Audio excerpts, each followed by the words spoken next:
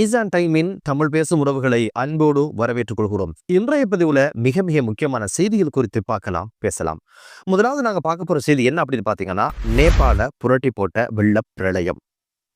பருவமழை பெய்ய ஆரம்பித்ததுல கனமழையாக மாறி நிலச்சரிவுகள் தொடர்ச்சியாக நடந்ததன் காரணமாக 51 பேர் இப்போதைக்கு பலியான செய்தி பெரும் சோகத்தை ஏற்படுத்தியது. தற்போது நேபாளத்துல பருவமழை பெய்ய ஆரம்பிச்சிருக்குது. ஆறுகள் எல்லாம் நிறைந்து வழிந்தோடி வெள்ளமாக மாறியதன் காரணமாக கிட்டத்தட்ட 7 மாகாணங்கள்ல இந்த ஒரு அனர்த்தம் ஏற்பட்டதாக சொல்லப்படுது. குறிப்பாக கிழக்கு மாகாணம் பாரிய அளவுல பாதிக்கப்பட்டதாக சொல்லப்படுது. அதில் குறிப்பாக இலாம் மாவட்டம் பாரிய அளவுல பாதிக்கப்பட்டதாக சொல்லப்படுது. அங்க மட்டும் 37 பேர் அளவுல மரணித்த சம்பவம் பதிவாகி இருக்குது. தற்போது மீட்பு பணிகள்ல இராணுவமும் போலீசாரும் இணைந்து மீட்பு பணிகளை செய்து வருவதாக சொல்லப்படுது. எதிர்வரும் தினங்கள்ல மழை பெய்வதற்கான வாய்ப்புகள் அதிகம் இருப்பதனால மண் சரிவும் ஏற்படலாம் என்ற ஒரு அச்ச சூழல் உருவாவதனால மேலும் உயிரிழப்புகள் அதிகமாகலாம் என்ற ஒரு விஷயம் இப்போது பேசப்படுவதையும் பார்க்க முடியுது.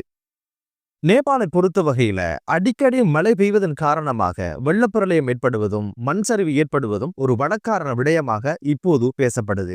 2025ஆம் ஆண்டு ஆரம்பத்திலிருந்து இதுவரைக்கும் அவ்வப்போது பெய்த மழையின் காரணமாக வெள்ளப்பிரளயத்தின் காரணமாக மண் சரிவின் காரணமாக கிட்டத்தட்ட 4,57,000 குடும்பங்கள் பாதிக்கப்பட்டதாக சொல்லப்படுது. இந்த பகுதியில் வசிக்கின்றவர்களை சேஃபான இடங்களுக்கு இப்போது பாதுகாப்பு துறையினர் உட்கார வைத்திருப்பதாகவும் அமர வைத்திருப்பதான செய்தி பதிவானதையும் பார்க்க முடிந்தது. இப்போது நாடு பல்வேறு அனர்த்தங்கள்ல இருந்து மீளெழுச்சி பெறுவதற்கான முயற்சிகளை அரசாங்கம் செய்து வருவதான செய்தியும் இப்போது பதிவாக இருக்குது. பருவமழை என்பது இப்போதுதான் பெய்ய தொடங்கி இருக்குது. இன்னும் 2 மாதங்கள் தொடரும் என்பதனால மேலும் பல அனர்த்தங்கள் இடம்பெறலாம் என்ற ஒரு விஷயத்தை அனர்த்த முகாமத்துவம் இப்போது எச்சரிக்கையாக சொல்லி இருக்குது.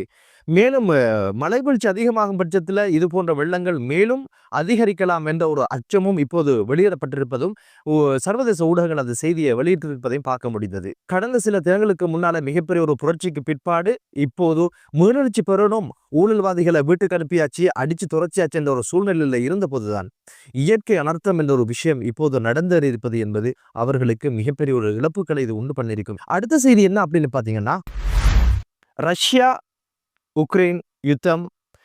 ரஷ்யா ட்ரோன் தாக்குதலை நடத்தியதுல கிட்டத்தட்ட இந்த தாக்குதலுக்கு இலக்கானது புகையிரத நிலையம் ஒன்று.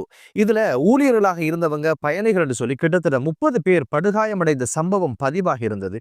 இந்த புகையிரத நிலையம் எங்க அமைஞ்சிருக்கு அப்படின்னு கேட்டீங்கன்னா, ரஷ்யாவுடைய எல்லையிலிருந்து 70 கிலோமீட்டர் தொலைவில் இருக்கின்ற இந்த புகையிரத நிலையத்தின் மீது தான் ரஷ்யா ட்ரோன் தாக்குதலை நடத்தியிருந்தது.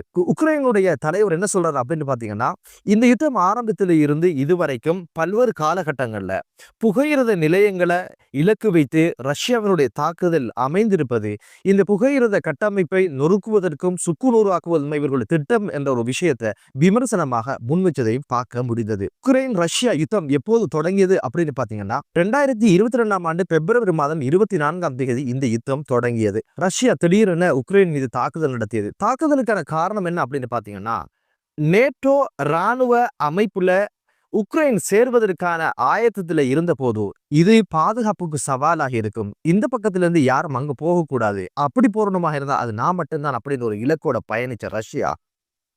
பயணிச்ச ரஷ்யா என்ன பண்ணுச்சு அப்படின்னு கேட்டீங்கன்னா, உக்ரைன் இந்த ஒரு முயற்சியை எடுக்கிறத அறிஞ்சு உக்ரைன் மீது ஒரு தாக்குதலை நடத்தி உக்ரைனுடைய பலவீனத்தை சர்வதேசத்துக்கு காட்ட ஆரம்பிச்சது. இதுக்கெல்லாம் நீங்க ஆசைப்படக்கூடாது, அமெரிக்கா அவங்கள புஷ் பண்றதுன்னு எங்களுக்கு தெரியும், அமெரிக்காவை அடிக்கிறதுக்கு முதல்ல உங்களை வெளுத்து வாங்குறோம் அப்படின்னு சொல்லி இந்த அடி அண்ணனுக்கு பலிக்கணும், அண்ணனுக்கு பயத்தை உண்டாக்கணும் என்ற ஒரு கோணத்துல தான் உக்ரைன் மீது ரஷ்யா தாக்குதல் நடத்தியது. இதுவரைக்கும் இந்த தாக்குதல்ல இந்த யுத்தத்துல கிட்டத்தட்ட உக்ரைன் பிரஜைகள் 12,654 பேர் படுகொலை செய்யப்பட்டது மட்டுமல்லாம கிட்டத்தட்ட 10.9 மில்லியன் பேர் அகதிகளாக மாறியிருக்கின்ற சம்பவமும் பதிவாகி இருந்தது. அது மட்டுமல்ல, 1.5 மில்லியன் குழந்தைகள் மனநலம் பாதிக்கப்பட்டவர்களாக இருப்பதும் ஒரு செய்தியாக பார்க்க கிடைத்தது. காரணம், நீண்ட தூர யுத்தம் என்பதனால இந்த குழந்தைகளுடைய மனநிலை இது பெரும் தாக்கத்தை ஏற்படுத்தியதாக தான் சொல்லப்படுது.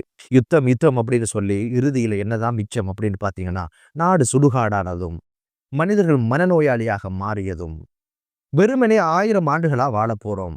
வாழ்வது 60 அல்லது 70 வருடங்கள் மட்டும்தான். இதுக்கிடையில மனிதனுக்கு யுத்தம் என்ற வேட்கை, இறுதியில என்னதான் மிச்சம் அப்படின்னு பார்த்தீங்கன்னா, எதுவும் கிடையாது என்பதுதான் இப்போது தெரிகின்ற யதார்த்தமான ஒரு விடயம்.